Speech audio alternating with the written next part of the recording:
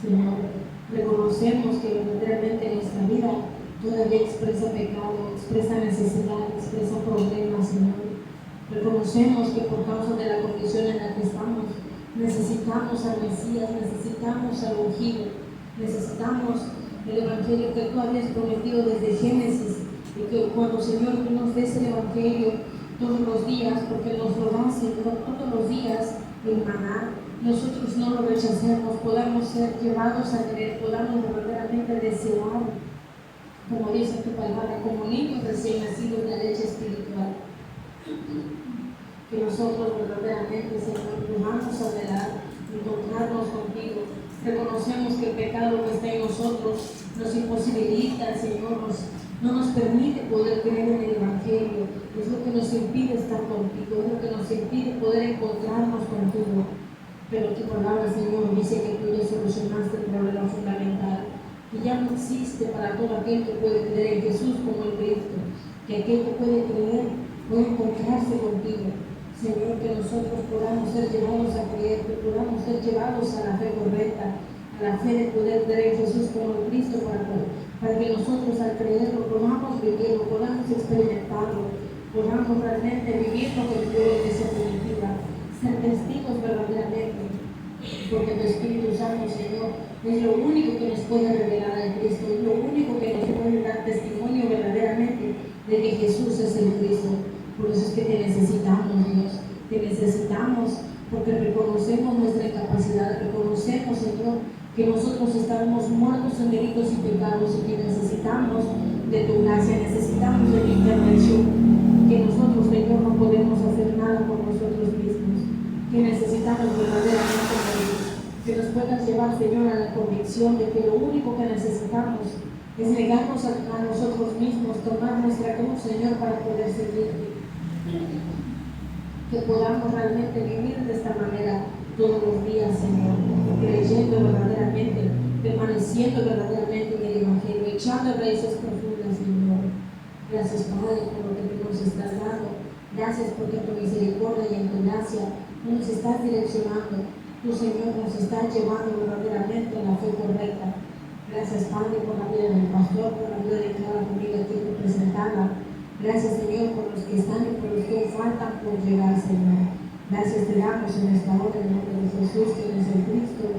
Amén.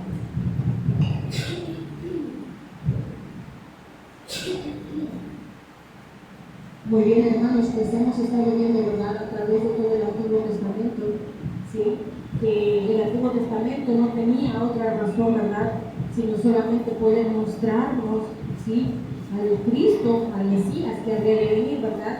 Todo era promesa, ¿sí? Eran promesas, sombras, señalamientos, ¿verdad?, de Cristo, del Mesías que había de venir, ¿sí? Vimos que ciertamente la razón del Antiguo Testamento, hermanos, es porque el hombre cayó en un problema, ¿verdad?, del cual el hombre no puede solucionar, cayó en un estado espiritual, ¿sí? Y por causa de ese estado espiritual vemos hoy las consecuencias físicas, ¿verdad? Porque en sí todo lo que nosotros hoy vivimos es consecuencia del problema fundamental. Entonces, hemos estado viendo, ¿verdad?, que ciertamente el hombre no tiene muchos problemas, solamente tiene uno, y es que el hombre, ¿verdad?, quedó separado de Dios. Algo que hemos estado regulando y hemos estado enfatizando mucho, hermanos, es que el hombre tiene un diseño original, ¿verdad? El hombre no fue creado simplemente por accidente, no fue creado como alguien sin valor. El hombre dice que era poco menor que Dios. Eso lo podemos ver en el Salmo, ¿verdad? El hombre fue creado como rey, no fue creado para sufrir, no fue creado para padecer, no fue creado para vivir, ¿verdad?, como alguien que no tiene nada. El hombre fue creado verdaderamente con un diseño espiritual, con un diseño, ¿verdad?, a la imagen y a la semejanza de Dios. El hombre fue creado como un ser viviente, ¿sí? Tiene un diseño, el hombre tiene un origen, ¿sí? Hoy, ¿verdad?, el hombre no sabe ni de dónde viene ni a dónde va. Algo que hemos estado escuchando y platicando a veces, ¿verdad?, con los hermanos de la congregación es que hoy nosotros, hermanos, Dios en su gracia y en su soberanía, nosotros nacimos, ¿verdad?, muchas veces por causa del, mejor dicho, por causa del pecado, en un estado a veces muy feo, ¿verdad? pero hoy de verdad ya no importa de dónde venimos, sino lo importante es a dónde vamos. Por eso es que Dios, de verdad, en su gracia y en su misericordia, nos dio la solución del problema fundamental, porque les decía, el hombre ya nace con la semilla del pecado, ¿verdad? Ya nace con la simiente de Satanás, ya nace de verdad, sí, solamente su corazón inclinado a hacer lo malo, ¿verdad? Por causa del problema fundamental, que es la separación del pecado y Satanás. Esto ya lo hemos visto, ¿verdad? Gracias a Dios, ahorita ya avanzamos hasta el Nuevo Testamento, pero hemos estado viendo cómo es que el hombre, ¿verdad? Cuando transgrede, cuando decide romper el pacto, decide separarse de Dios, porque fue el hombre en sí el que abandonó a Dios, no fue Dios el que abandonó al hombre, fue el hombre el que decidió abandonar a Dios. Dice que despreció, ¿verdad?, la gloria de Dios. El hombre cayó en un estado, hermanos, de muerte, ¿sí? Quedó separado de Dios y eso es estar muerto. La muerte no es dejar de existir, la muerte es estar separado de Dios. ¿Por qué? Porque el hombre piensa que lo que nosotros vemos como vida, pensamos que eso es vida, ¿verdad? Pero eso no es vida. De verdad, hoy la vida, el hombre no vive, sobrevive, ¿verdad? Porque, vaya, lucha para poder subsistir. Y eso es una de las evidencias de que el hombre está separado de Dios, de que no vive, sobrevive. Un ejemplo, ¿verdad?, muy claro para mí siempre va a ser el del pez fuera del agua. Si está fuera del agua, el pez, solamente agoniza, tiene problemas, tiene sufrimientos, hasta que muere, ¿verdad? Y es lo mismo, el hombre, ¿verdad?, separado de Dios, va a sufrir hasta el último día de sus vidas, pero lo peor de todo es que no termina ahí. Ahí comienza el verdadero problema. Porque ahora el hombre no va a estar solamente un tiempo separado de Dios, sino una eternidad separado de Dios, ¿sí? Entonces, todo eso, hermanos, es por causa del pecado, ¿verdad? El pecado, en Isaías 59 dice que es lo que nos separa de Dios, ¿verdad? Romanos 3:23 nos dice que no hay ni un justo, no hay ni uno bueno, ¿sí? No hay nadie que busque a Dios. Todos están destituidos de la gloria de Dios, ¿sí? El hombre ahora tiene por padre a Satanás. De ser hijo de Dios pasó a ser hijo de Satanás, ¿verdad? Por eso es que Dios, en su gracia y en su misericordia, nos da las promesas, ¿verdad? Empezó a dar las sombras, ¿sí?, las promesas de lo que un día habría de hacer, ¿verdad? Entonces es así como nos da la simiente de la mujer como primer promesa en Génesis 3:15, ¿sí? Es ahí cuando Dios viene prometiendo la solución, ¿verdad?, a los problemas, al problema en el cual el hombre se metió. Y para el problema de Satanás, él prometía a la simiente de la mujer, ¿verdad? Para solucionar el problema del pecado, Dios prometió la sangre, ¿sí? Entonces, para solucionar el problema de la separación, Dios había prometido a Emmanuel. ¿Y qué es Emmanuel? Era que un día Dios, ¿verdad?, vendría al hombre, ¿sí?, por medio de la simiente de la mujer. Y era Emmanuel la reconciliación de Dios y el hombre nuevamente, ¿verdad? O del hombre con Dios.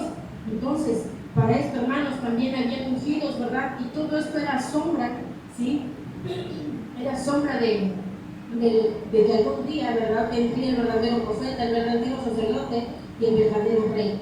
Entonces, los profetas, los sacerdotes, los reyes, la razón de ser de ellos, hermanos, es que anunciaban, ¿verdad?, que un día vendría alguien, ¿sí? Ellos eran sombras, era prototipo, era figura, les decía, era como un holograma, ¿verdad? No eran el verdadero, eran sombras, ¿sí? El verdadero todavía iba a venir. Y es aquí, ¿verdad?, cuando vemos que el Antiguo Testamento termina con Malaquías, ¿verdad?, un profeta menor, que es el libro de Malaquías, y en Malaquías 4:6 Dios prometía que un día, ¿verdad?, iba a reconciliar nuevamente el corazón de los hijos con los padres y de los padres hacia los hijos, ¿verdad? Y es ahí, hermanos, cuando vemos que se cumplen, ¿verdad?, que Dios da es aquí cuando vemos que Dios da más de 300 profecías, ¿verdad?, acerca del Mesías. Entonces, vemos que el Antiguo y el Nuevo Testamento se divide por una hoja en blanco, ¿verdad?, que representa los 400 años de silencio de Dios. Entonces, vemos, ¿verdad?, que después de esos 400 años, hermanos, es aquí donde hemos estado viendo, ¿verdad?, que antes de que Dios se quedara en silencio, vamos a leer Malaquías 4:5, ¿sí? Porque miren, vamos primero, a Isaías 9:3, porque es lo que estuvimos viendo el día domingo, 9:6. Recordemos que Dios venía prometiendo, ¿verdad?, al Mesías, al Cristo. ¿Qué dice Isaías 9:6? Porque un niño, dice, porque un niño nos es nacido, hijo nos es dado, y el principado sobre su hombro, dice, y el principado sobre su hombro, y se llamará su nombre admirable, consejero, Dios fuerte, Padre eterno y príncipe de paz. Lo dilatado de su imperio y la paz no tendrán límite. Sobre el trono de David y sobre su reino, disponiéndolo y confirmándolo en juicio y en justicia, desde ahora y para siempre. El celo de Jehová de los ejércitos hará esto. Entonces, hermanos, vemos, ¿verdad?, que Dios venía, siempre vino anunciando, porque el título de Isaías 9 es nacimiento y reinado del Mesías. Ellos verdaderamente esperaban, sí, el nacimiento, el reinado, ¿verdad?, del Mesías, porque les decía, los reyes, ellos, hermanos, eran sombra del verdadero rey, ¿verdad? Vimos que el Nuevo Testamento, hermanos, comienza hablando, ¿sí?, del nacimiento de un niño. ¿Y quién era ese niño? Era Jesús, ¿verdad? Entonces vimos que vino un niño a nacer de una virgen, ¿sí?, la Virgen María. Entonces, esto lo vemos en Mateo 1:18 y se cumple, ¿verdad?, la primera promesa, ¿sí?, que era la simiente de la mujer en Génesis 3:15. Entonces, del Mateo 1:21 al 23 vemos que su nombre era Jesús, que significaba Salvador. ¿Por qué? Porque Él vendría a salvar al pueblo de sus pecados, poniéndole, ¿verdad?, solución al problema del pecado. Entonces, vemos, ¿verdad?, que en Juan 1:14 vimos que el verbo se hizo carne. ¿Y quién es el verbo?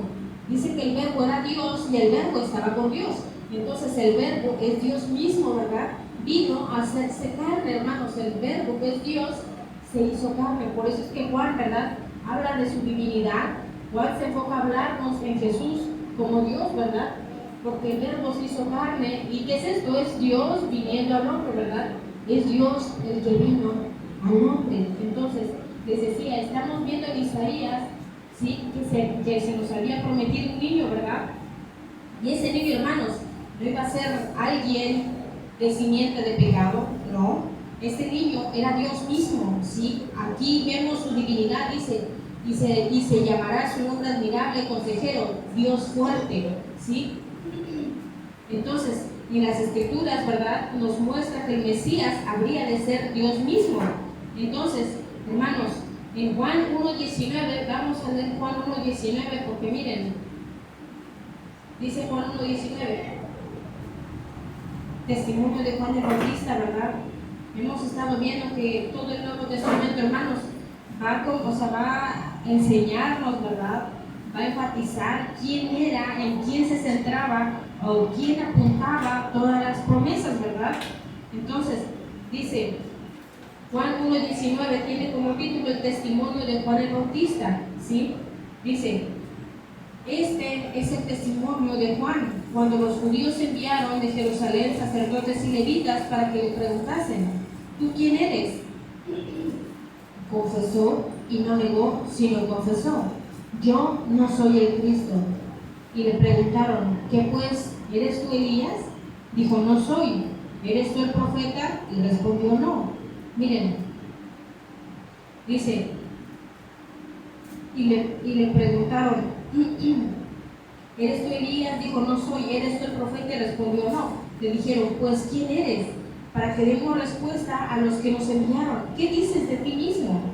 Dijo, yo soy la voz de uno que clama en el desierto, enderezad el camino del Señor, como dijo el profeta Isaías. Hermanos, para poder entender esto, miren, Juan el Bautista, él no fue como un niño que, por ejemplo, se casa una pareja, se casa un padre, ¿verdad?, y tienen un hijo nada más porque sí. No. Si nosotros leemos la historia de Juan el Bautista en el libro de Lucas, podemos ver que antes de que naciera Juan el Bautista, un ángel había visitado a su papá, ¿verdad?, y le había dicho que iba a tener un hijo, ¿sí? Entonces, hermanos, el nacimiento de Juan el Bautista tenía un propósito. Incluso ya estaba, igual ya había sido anunciado desde antes. Miren, vamos a Malaquías 4:5, ¿sí?, para poder entenderlo. Malaquías 4:5. Recordemos que Malaquías es el último libro del Antiguo Testamento. Dice Malaquías 4:5, ¿verdad? He aquí, yo os envío al profeta Elías antes que venga el día de Jehová grande y terrible. Entonces, ellos estaban conscientes de que iba a venir el profeta Elías. Por eso es que les dicen a Juan el Bautista, ¿verdad? Le dicen, ¿eres tú acaso Elías? Y él dijo, no.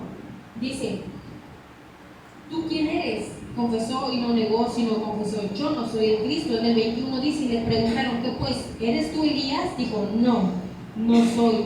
Entonces, si eres tú el profeta, ¿de quién se refiere cuando dice, eres tú Elías o eres tú el profeta? Le están preguntando porque ellos conocían la promesa de Malaquías 4:5 cuando dice, yo os envío al profeta Elías antes de que venga el día de Jehová grande y terrible. Entonces, Juan el Bautista, hermanos, les decía, su nacimiento ya había sido anunciado desde el Antiguo Testamento. Eso también lo podemos ver en Isaías 40, ¿sí? Vamos a leer Isaías 40, porque miren, ya había sido prometido su nacimiento, dice Isaías 41. Consolaos, consolaos, pueblo mío, dice vuestro Dios. Hablad al corazón de Jerusalén, decidle a voces que su tiempo es ya cumplido, que su pecado es perdonado, que doble ha recibido de la mano de Jehová por todos sus pecados. Voz que clama en el desierto, preparad el camino a Jehová, enderezad calzada en la soledad a nuestro Dios. Hermanos, Juan el Bautista, ¿verdad? Su nacimiento, o sea, la vida de Juan, el ministerio de Juan era solamente uno, ¿verdad? Dar testimonio, señalar al Mesías, dar testimonio de quién era el Mesías y preparar, sí, preparar el camino. Por eso es que dice, voz que clama en el desierto. ¿Quién era la voz que clama en el desierto? Juan el Bautista. Que Juan el Bautista vivía en el desierto, sí, alejado de la ciudad. Él dice que comía langostas y miel silvestre y vestía pelo de camello, ¿verdad? Entonces, él era apartado desde antes de nacer. Él les decía, o sea, imagínense que solamente vino a este mundo, porque ya lo escuchamos ese día. O sea, la razón de Juan el Bautista, él vino por causa del Mesías. O sea, no vino el Mesías por causa de Juan el Bautista, no. Él vino, hermanos, a señalar al Mesías, a dar testimonio del Mesías y a preparar su camino. Por eso dice, preparar camino a Jehová, enderezar calzada en la sociedad a nuestro Dios. ¿Por qué dice, hermanos, enderezar calzada en la soledad a nuestro Dios? ¿Por qué dice preparar camino a Jehová? Cuando dice preparar, si se dan cuenta, dice preparar camino a Jehová, no dice preparar camino al Mesías. ¿Por qué? Porque incluso, hermanos, el Mesías, les digo, es Dios mismo, ¿sí? Entonces, dice, vamos a leer Mateo 3, porque miren, ¿cuál era la función de Juan el Bautista?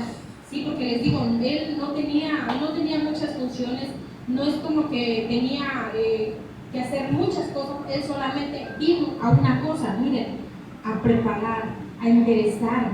Vimos que les decía su ministerio público, ¿verdad? Se trataba de esto, ¿sí? Él señalaba al Mesías y él bautizó al Mesías. Dice, ¿qué hizo Juan el Bautista? Dice, predicación de Juan el Bautista.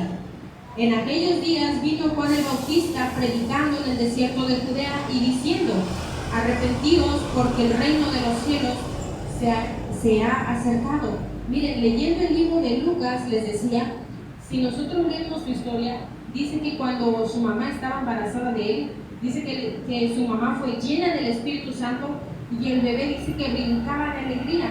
Entonces, cuando vio, dice, venir a su prima María, porque la prima de la mamá de Juan el Bautista, creo que se llama Elizabeth, o sea, venía María y dice que ella fue llena del Espíritu Santo y dice que el bebé brincaba dentro de ella, porque, o sea, el bebé que traía María no era cualquier bebé, era el Mesías mismo, era Dios mismo dentro de su vientre, imagínense. Entonces, él desde el vientre ya podía reconocer al Mesías. ¿Por qué? Porque, hermanos, él ya tenía el Espíritu Santo. Nadie puede ver de verdad a Jesús como el Mesías, nadie lo va a poder ver si no es por medio del testimonio del Espíritu Santo, porque en sí el Espíritu Santo es el único que nos puede revelar al Cristo, al Mesías. Por eso es que, si se dan cuenta, y ahorita lo vamos a leer, nadie más podía ver a Jesús correctamente sino solamente Juan el Bautista.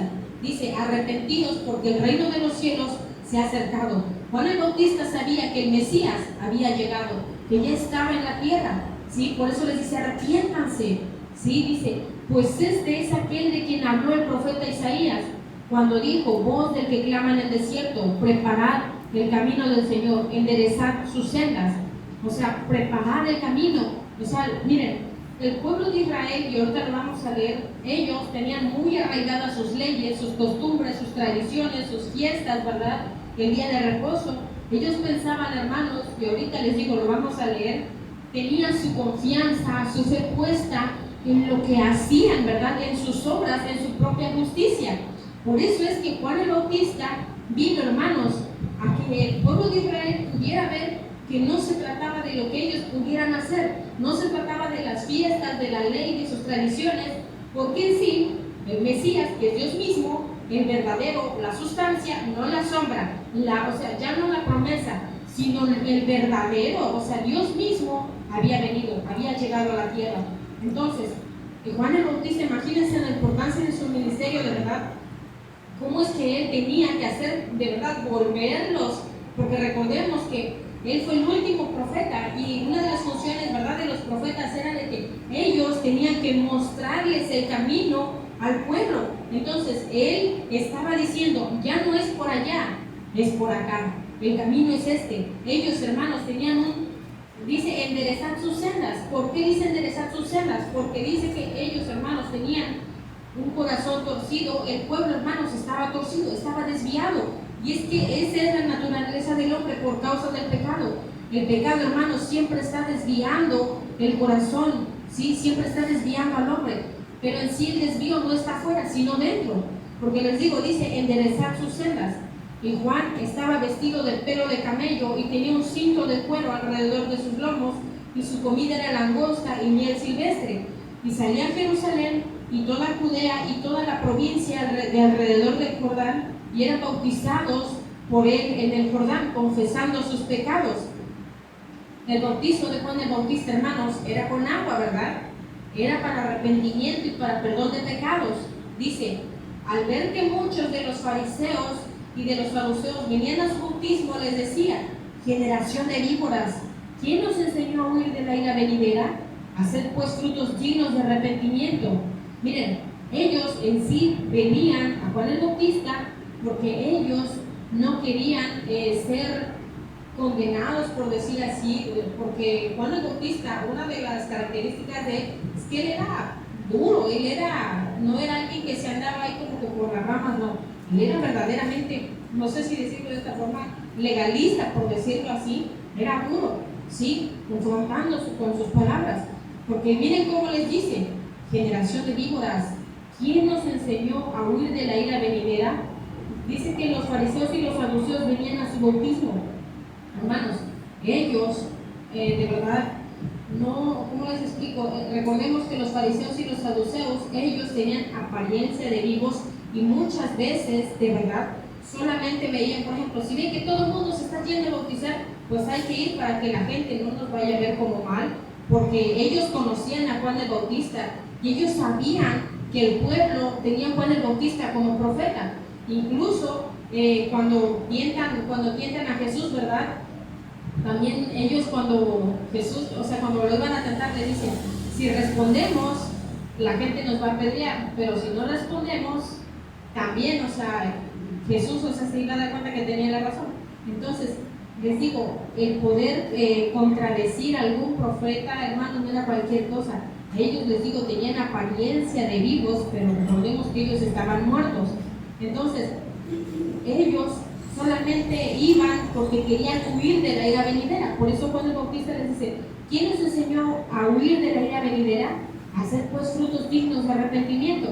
Hermanos, ¿y cuáles son los frutos dignos de arrepentimiento? A ellos, miren, les estorbaba la ley, ¿sí? A ellos les estorbaba lo que hacían, porque ellos pensaban, les digo, que por lo que hacían, por tener la ley, por tener sus fiestas, por guardar los días de reposo, por hacer lo que hacían, ellos pensaban que eso era su salvación. Ellos tenían un estándar, un criterio de salvación, pero Juan el Bautista viene a decirles, no es ese. arrepiéntanse. Ese no es el estándar de salvación, arrepiéntanse, hermanos. Dice, y no penséis decir dentro de vosotros mismos, Abraham tenemos por padre, porque yo os digo que Dios puede levantar hijos de Abraham aún de estas piedras. Es lo que les decía, ellos pensaban que por venir, y esto lo podemos ver también con Jesús, ¿verdad? Varias veces Jesús confrontó a los fariseos porque ellos decían, nosotros nunca hemos sido esclavos, si nosotros venimos de Abraham, nunca hemos sido esclavos de nadie, nosotros somos hijos de Abraham. Entonces ellos pensaban que por venir del linaje de Abraham iban a ser salvos, ¿verdad? Entonces aquí está el punto, dice, y ya también el hacha está puesta a la raíz de todos, dice, el hacha está puesta a la raíz de los árboles, por tanto, todo árbol que no da buen fruto es cortado y echado en el fuego. Juan el Bautista, hermanos, nos está dando el estándar de la salvación, ¿sí?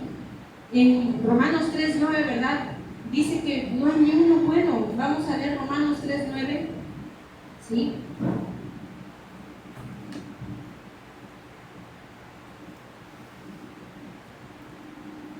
Dice, no hay justo. El título de Romanos 3:9 es no hay justo, o sea, no hay ni uno bueno. Y si se dan cuenta, es lo que está diciendo Juan el Bautista, ¿verdad? En Mateo 3, porque dice, y ya también el hacha está puesta, ¿verdad?, a la raíz de los árboles, por tanto todo árbol que no da buen fruto es cortado. Dice Romanos 3:9, ¿qué pues? ¿Somos nosotros mejores que ellos? En ninguna manera, pues ya hemos acusado a judíos y a gentiles que todos están bajo pecado. Todos, hermanos, no hay nadie, no hay ni uno bueno, no hay lo que hace un momento escuchábamos. Si de verdad, o sea, el estándar de Dios está diciendo que Él vino a quitar, a derribar todo lo que Él no plantó. ¿Quién podrá quedar de pie, hermanos? ¿Quién podrá quedar parado? Nadie, porque no hay ni uno bueno. Tanto judíos y gentiles, todos están bajo pecado. Ese es, hermanos, la condición del hombre por causa del problema fundamental. Ese es el diagnóstico de Dios para con el hombre, ¿sí? Por eso es que Él dice, y ya también el hacha está puesta a la raíz de los árboles, por tanto, todo árbol que no da buen fruto es cortado y echado al fuego. Entonces, hemos estado viendo que no se trata de lo que uno pueda hacer, porque de verdad, aún nuestra mejor obra, ¿verdad?, es un trapo de inmundicia delante de Dios. No hay uno bueno, no hay algo bueno en el hombre, ¿sí? Por eso es que, de verdad, viene Juan el Bautista a mostrarnos y a decir, no es por ahí, es por aquí. El cumplimiento, Dios mismo, ¿verdad?, que es Emmanuel, ¿verdad?, viniendo. Emmanuel es Dios con nosotros, es que un día Dios iba a venir al hombre, ¿verdad? Ya vino, ya se cumplió. Entonces, les decía, el hombre, ¿verdad?, por causa de estar separado de Dios, su fruto es malo, nunca va a poder dar frutos buenos, ¿sí? Entonces, lo que el hombre merece es ser cortado y echado al fuego. Está hablando de que todos, hermanos, merecemos ser cortados y echados al fuego. Por eso es que vimos, ¿verdad?, que nosotros, ¿sí?, tenemos que poder creer en Jesús como el Cristo, porque dice, yo a la verdad os bautizo en agua para arrepentimiento, pero el que viene tras mí, cuyo calzado yo no soy digno de llevar, es más poderoso que yo. Él bautizará el Espíritu Santo y fuego. Y es ahí, ¿verdad?, cuando vimos, hermanos, que hay dos tipos de bautizo, ¿sí?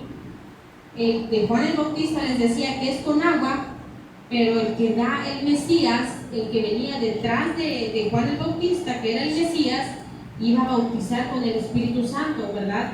Y vimos, hermanos, que aquel que es bautizado con el Espíritu Santo es para salvación.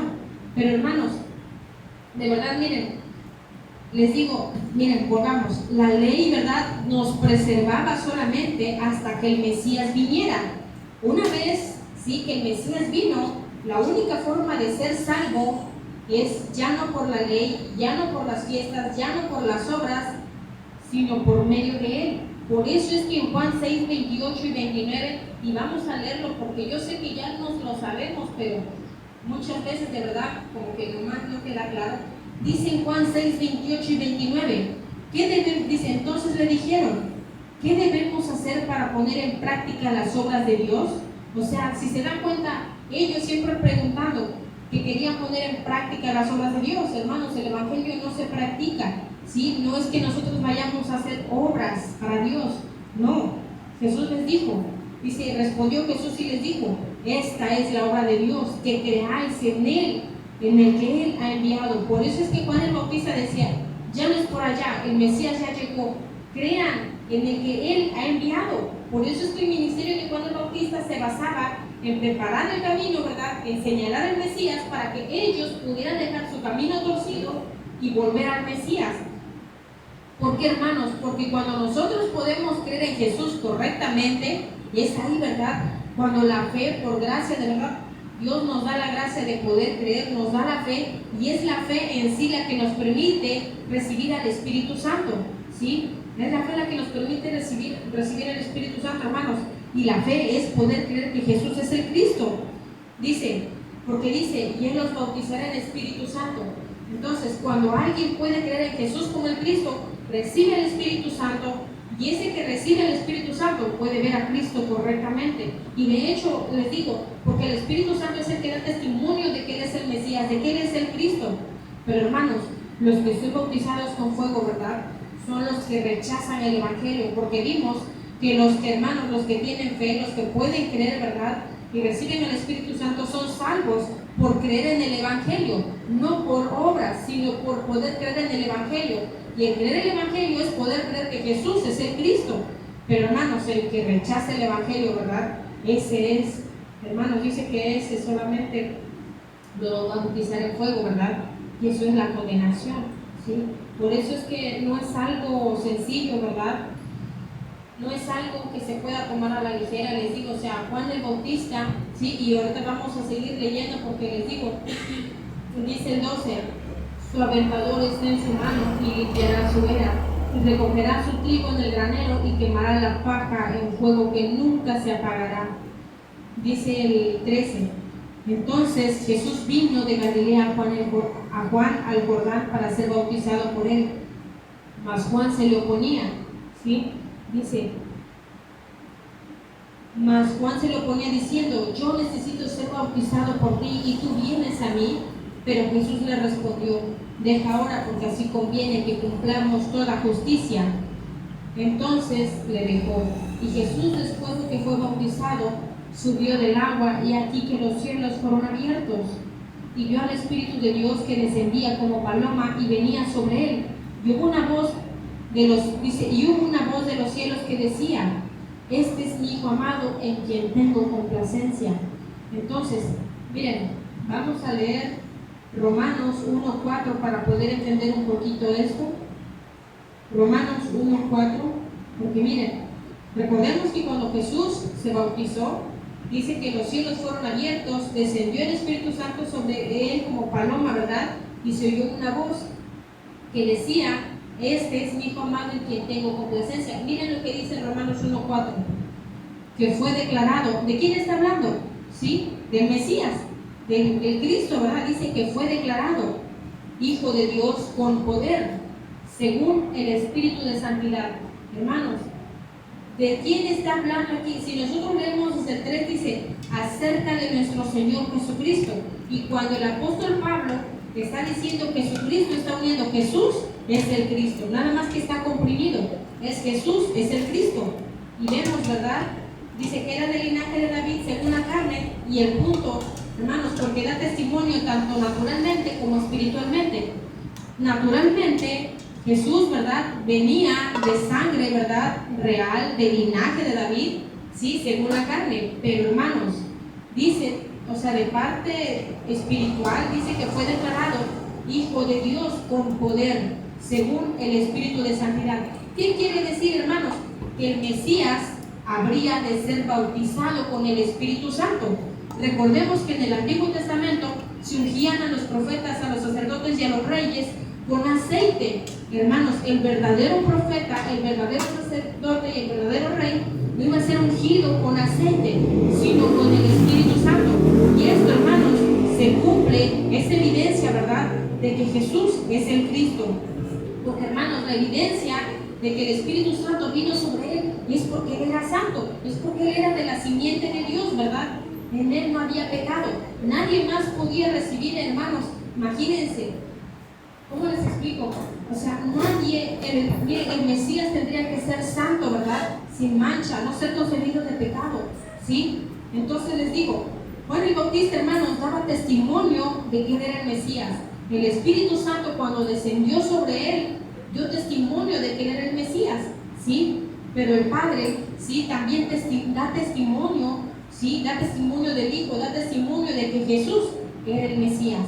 Entonces, les decía, ese día, hermanos, nos quedamos en esto, ¿verdad? Viendo de que verdaderamente, antes de que Jesús empezara su ministerio, porque incluso, hermanos, en Mateo 4, estuvimos leyendo también, ¿verdad?